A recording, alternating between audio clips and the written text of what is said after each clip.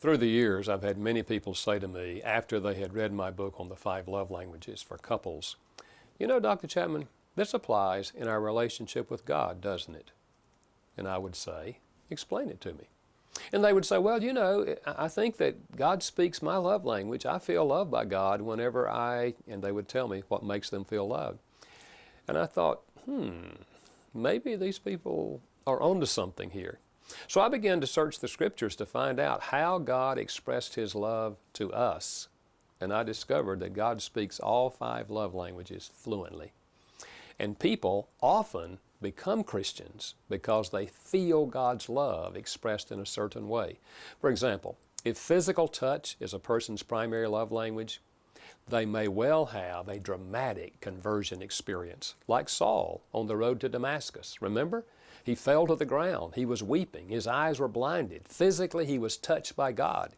And you will hear people say even today, God touched me. I felt His arms around me. Tears began to course down my cheeks. They were physically moved in their encounter with God. Now, other people will look at that and say, ooh, that's a little emotional for me, because their love language is something different. If, for example, a person's love language is quality time, they will likely come to God over a period of time.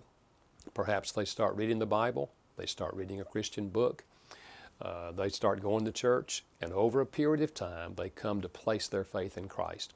So, not only does God speak our language and draw us to Himself, but I also deal in this book with how we express our love to God after our conversion.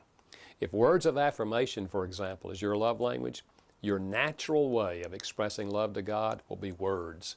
In your prayers, you express praise and adoration to God.